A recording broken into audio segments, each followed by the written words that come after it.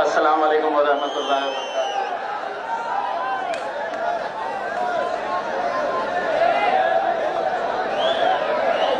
सबसे पहले तो अल्लाह रब्बुल इज़्ज़त का लाख लाख शुक्र है। आज रात में जब असद साहब मुझसे फोन करके पूछेंगे कि आज मालेगांव में क्या हुआ,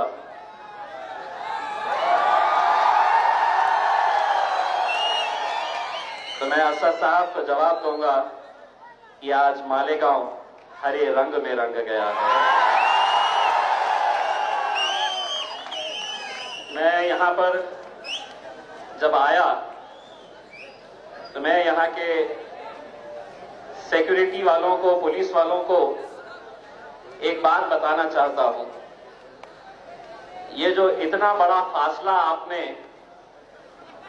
हमारी आवाम के और हमारे बीच में लगा, तो हमें ऐसा लगा कि हम नरेंद्र मोदी हैं।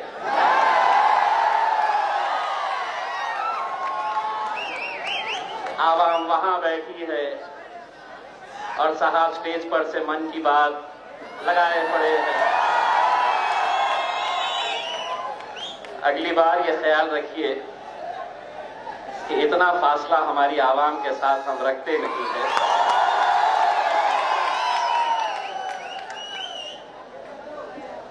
इसलिए नहीं रखते कि मोहब्बत से जीत लेते हैं, मोहब्बत से जीत लेते हैं लोगों के दिलों को। हम वो सिकंदर है जो लश्कर नहीं रखते।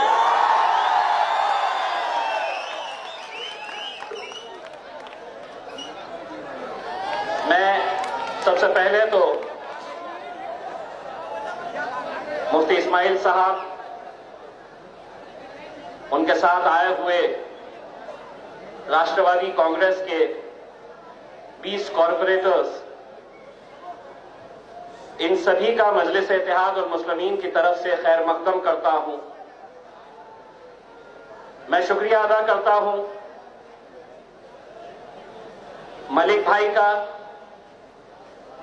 डॉक्टर खालिद साहब का, उनके वालिद साहब का, मजलिस इत्तेहाद और मुस्लिमीन के तमाम जिम्मेदारान का,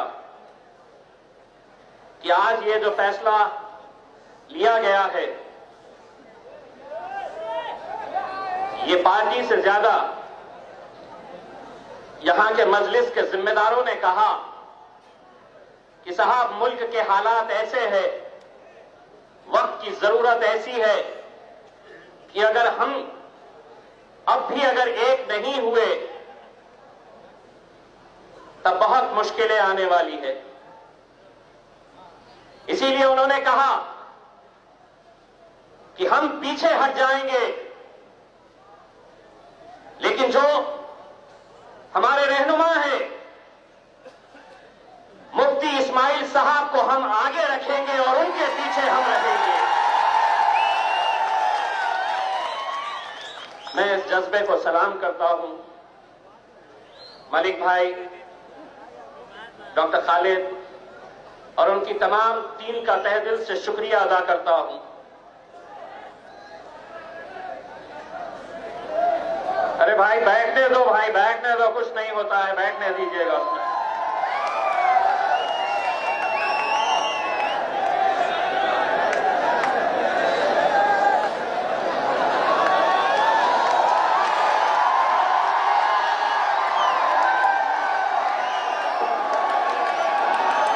बैठ जाइए, मैंने नाचने के लिए नहीं हो कि अगर मजलिस का एक अदना सा सिपाही, अगर मजलिस का एक छोटा सा कार्यकर्ता, अगर इम्तियाज जलील यहां पर आया है तो ये हाल है। मुफ्ती साहब वो मंजर सोचिए जब इस मैदान के ऊपर अकबर अवैसी और असद अवैसी,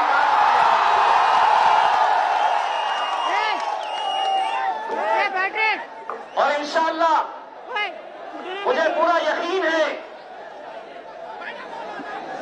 मैंने जब से महाराष्ट्र मजलिस इत्तेहाद और मुस्लिमीन की जिम्मेदारी संभाली है, हमने असद साहब को यह यकीन दिलाया है। मैंने असद भाई से यह कहा है कि जो जो हमारे गढ़ हुआ करते थे, जहां से मजलिस ताकतवर बन सकती है, ऐसे कुछ शहरों को हमने चुना और मुझे बताते हुए खुशी है, कुछ शहरों की जिम्मेदारी मैंने खुद में लिया है और उसमें एक शहर मालेगांव है।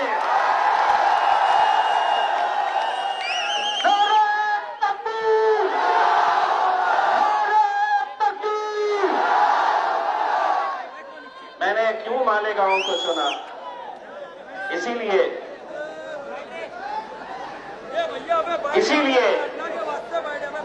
कि मंजिल उन्हीं को मिलती है जिनके सपनों में जान होती है।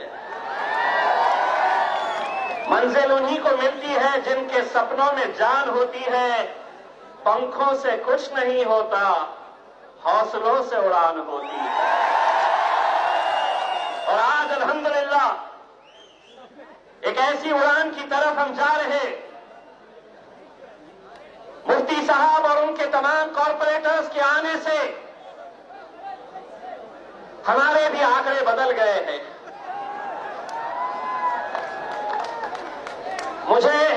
मैं दोपहर में जब मुफ्ती साहब से बात कर रहा था तो मैंने मुफ्ती साहब को बताया कि मैं बड़े फख्र के साथ, बहुत गर्व से, बहुत घमंड से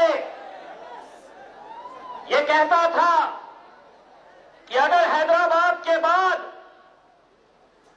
अगर सबसे ज्यादा कॉरपोरेटर्स किसी शहर में है पूरे मुल्क में मजलिस इत्तेहाद उल मुस्लिमीन के, तो वो मेरे शहर औरंगाबाद में थे। लेकिन अब ये आंकड़े भी बदल गए हैं।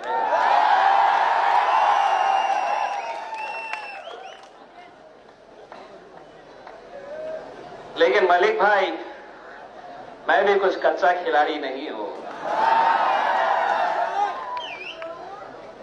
आपने पूरी राष्ट्रवादी अपने साथ में लेकर आ गए। मेरे पास तो सेना वाले भी खड़े हुए हैं, लेते क्या? भाजपा वाले पूछ रहे टिकट देते क्या? ये हालत अगर हुई है, भाई साहब टोपी वाले साहब, आप अपनी पार्टी के हैं ना, बैठ जाइए, बैठ जाइए।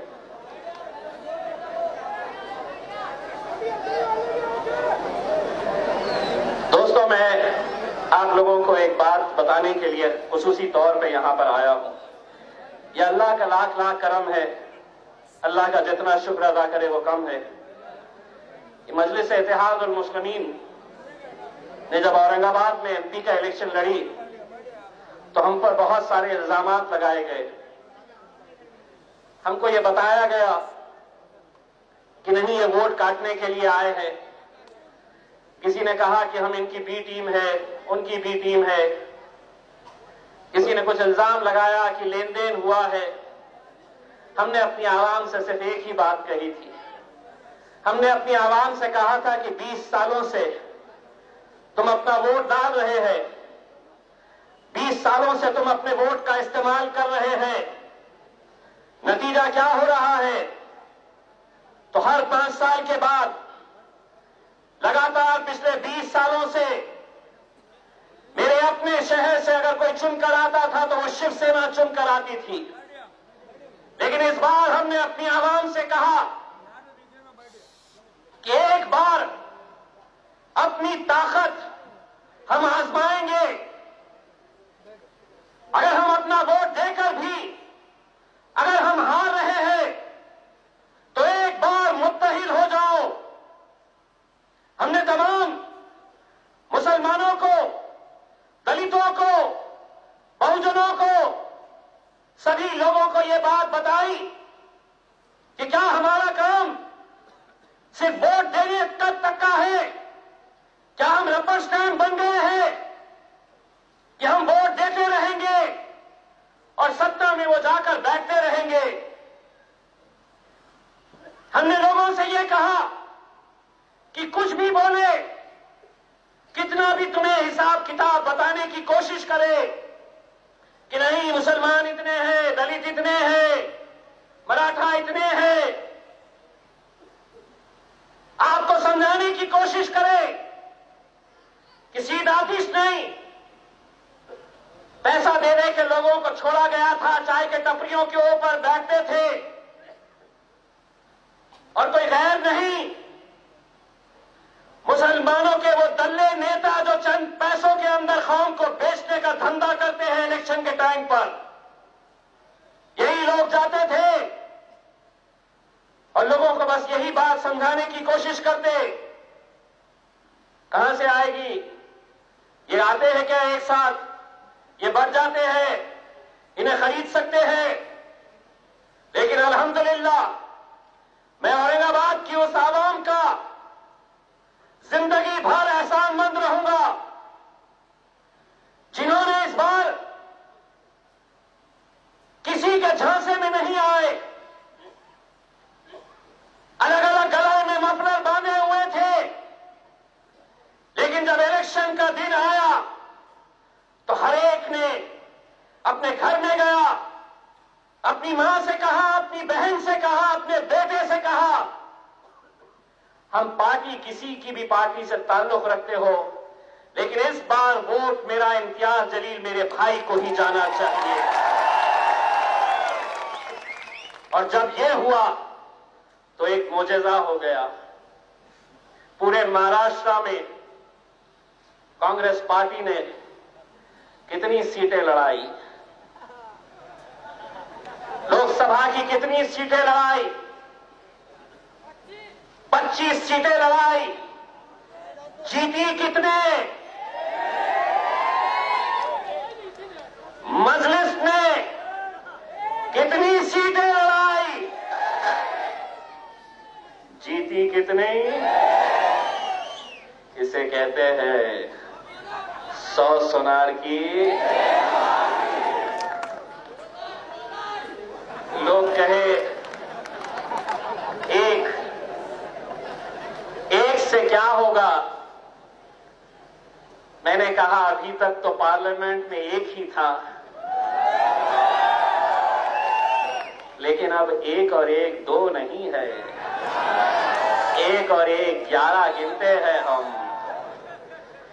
दोस्तों, अभी मुफ्ती साहब ने एक बहुत अच्छा आपको एग्जाम्पल दिया कि हमारी हालत, मुसलमानों की हालत ऐसी थी कि हम बारातियों की तरह थे। घोड़े पे वो बैठते थे, जैसे जैसे मंडप करीब आता था बाराती साइड में, हम साइड में हो जाते थे, दूल्हे भाई अंदर जाते थे। मुफ्ती साहब इंशाअल्लाह घोड़ी भी अपनी होगी और दूल्हे भी आप ही बनेंगे।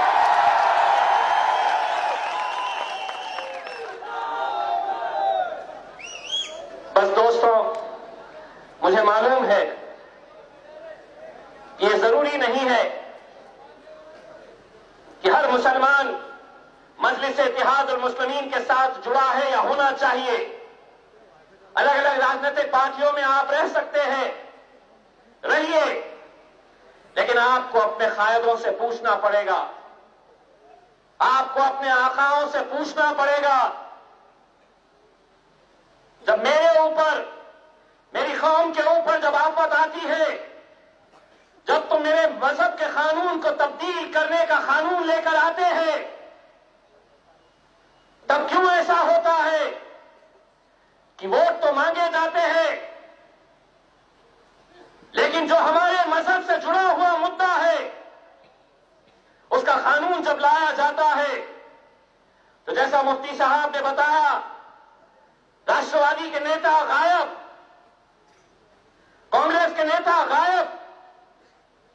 अगर उस दिन अगर कोई एक शख्स उन 550 लोगों के बीच बीच में अगर डट कर शेर की तरह खड़ा था तो वह मेरा खायद बैरिस्टर असदुद्दीन अवैसी। और फिर हमारे ऊपर इल्जाम, ये भाजपा की बी टीम है। मुफ्ती साहब, माजरत के साथ कहना चाहूंगा, ये राष्ट्रवादी और कांग्रेस वालों ने जब से मजलिस यहां पर आई है बस यही कहते आए हैं, हम जहां इलेक्शन के लिए गए तो बोले बीजेपी की बी टीम है, हम जहां इलेक्शन के लिए गए तो बोले सेना को जिताने के लिए आई है, इनकी बी टीम है। ये बी टीम बोलते बोलते पूरी राष्ट्रवादी कांग्रेस भाजपा की गोद में जाके बैठ गई। बी टीम बोलते बोलते पूरी आदि कांग्रेस शिवसेना और भाजपा के साथ चले गई। आज यह एहसास हो रहा है दोस्तों, अगर हमारी सियासी क़यादत रहेगी तो कैसा फर्क होता है यह हमने महसूस किया है अपने शहर में। अपने शहर के अंदर हमने देखा है कि अगर सियासी ताकत होती है तो इसका असर कैसा होता है। दोस्तों, मैं अपने कायद असदुद्दीन अवैसी साहब के बाजू बैठने का शर्फ मुझे हासिल हुआ, वो इसलिए कि मेरी आवाम ने मेहनत की और मुझे मालूम है कि 23 तारीख का वो दिन जब नतीजे निकल रहे थे तो जो मंजर मेरे घर में था, जो तरफ मेरी मां, मेरी बहन, मेरी बीवी, मेरे बच्चों के अंदर जो तड़प थी कि सुबह से हम लीड पर चल रहे और असर के वक्त हमारी लीड कमजोर हो जाती है। मैं यकीन और दावे के साथ कहता हूं कि चाहे वो कांग्रेसी मुसलमान हो, राष्ट्रवादी का मुसलमान हो, मजलिस का मुसलमान हो, जो कैफियत उस दिन मेरे घर में थी हर उस मुसलमान के घर में थी और हर एक ने अल्लाह से दुआ करके मांगी थी। हर एक ने हाथ उठाकर गिड़गिड़ाकर इस सीट के लिए दुआएं मांगी थी। दोस्तों, आज भी रोंगटे खड़े होते हैं जब मैं ये सोचता हूं कि सुबह 7 बजे से रमजान का दिन नौजवान काउंटिंग सेंटर के ऊपर सुबह 7 बजे से वहां पर खड़े जश्न मनाने की तैयारी कि इम्तियाज भाई निकल रहे, रंग ला लिए, पटाखों का इंतजाम हो गया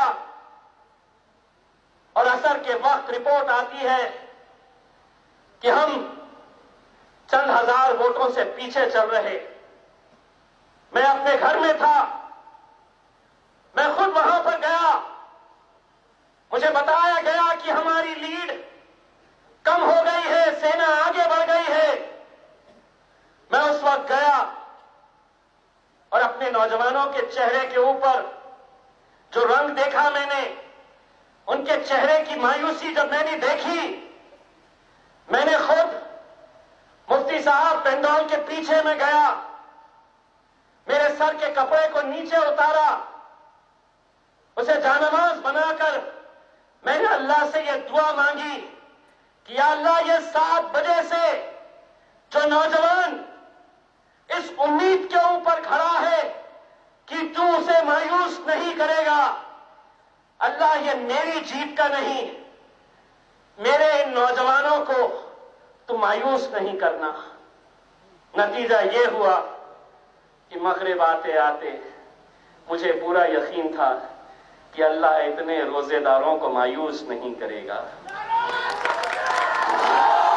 इतने रोजेदारों को मायूस नहीं करेगा। और जब नतीजे आए दोस्तों, तो एक ऐसी तारीख हम लोगों ने दर्ज कराई, एक ऐसी तारीख कि लोग दिल्ली में पूछते हैं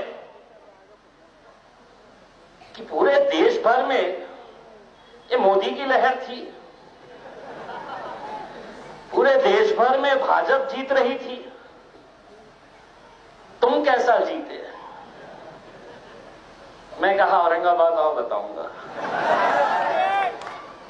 यही बात कहूंगा 2 महीने के बाद जब इंशाल्लाह मालेगांव का जश्न मनाने के लिए आएंगे तो कहूंगा कि मालेगांव।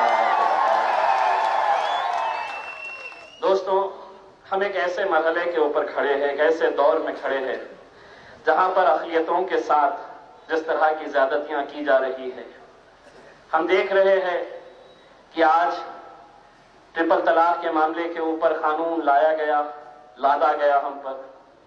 कश्मीर के मामले के ऊपर 370 जिस तरह से लाया गया, हमें लगता नहीं है कि इस मुल्क के अंदर अब जमहूरियत बाकी है। हमें अब लगने लगा है इस मुल्क के अंदर डिक्टेटरशिप आ गई है।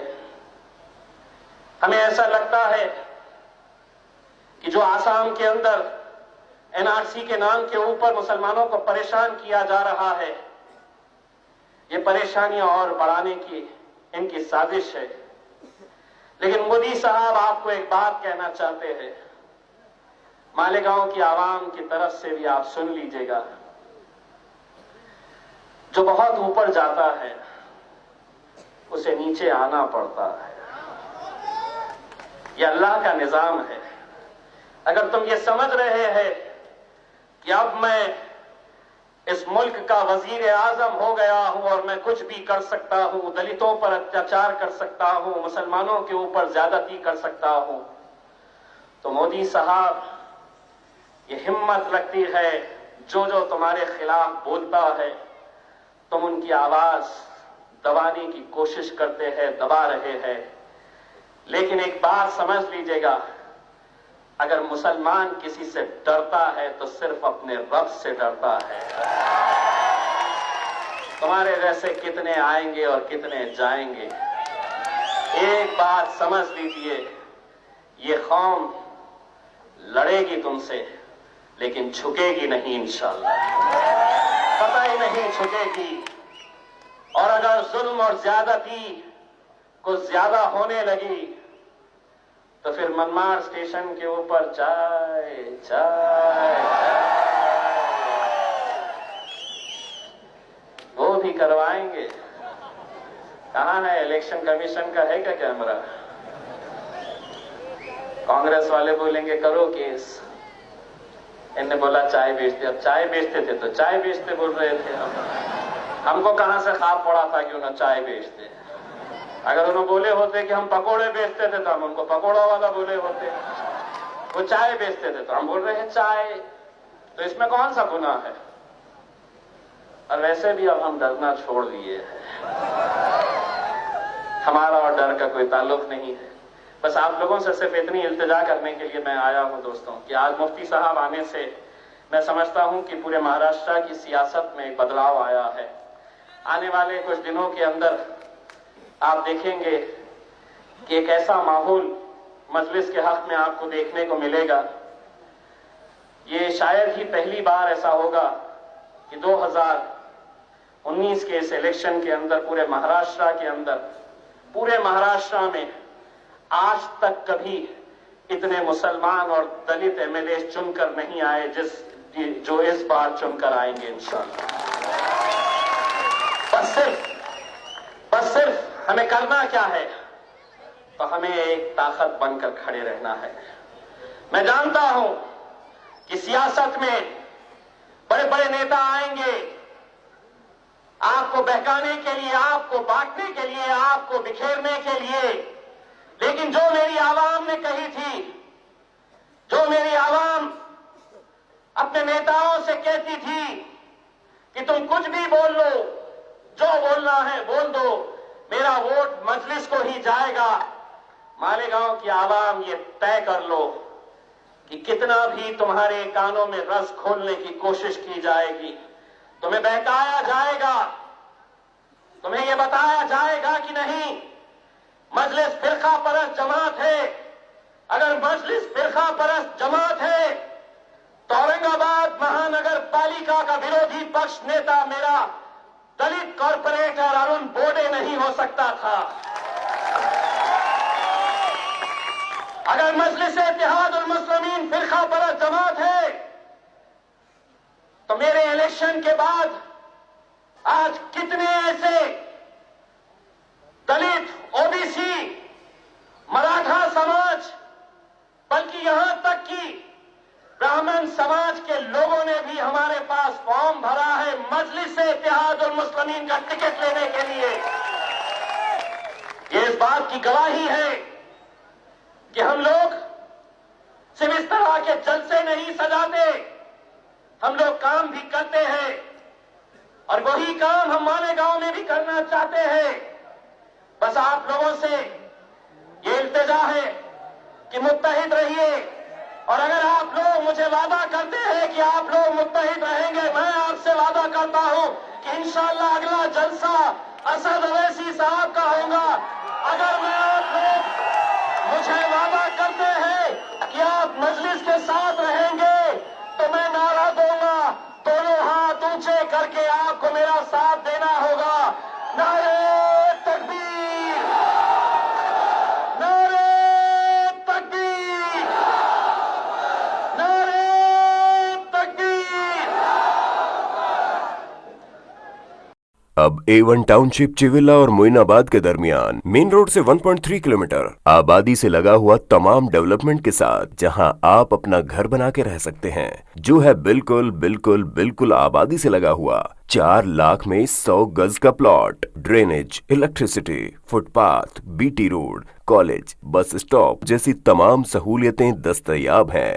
आपका ये छोटा सा इन्वेस्टमेंट आपका और आपके बच्चों का मुस्तकबिल बदल सकता है। मजीद मालूमात के लिए हमें कॉल करें। Address pillar number 235 opposite fishers department, Rajendra Nagar, Hyderabad. Contact 7799603838। अगर आपने हमारे चैनल को अभी तक सब्सक्राइब नहीं किया है तो यहाँ पर रेड कलर का सब्सक्राइब बटन दिख रहा है, उसे क्लिक करें और हमारे चैनल को सब्सक्राइब कीजिए और साथ ही साथ बेल आइकन को भी क्लिक कीजिए, जिससे आपको ताज़ा अपडेट मिलती रहे।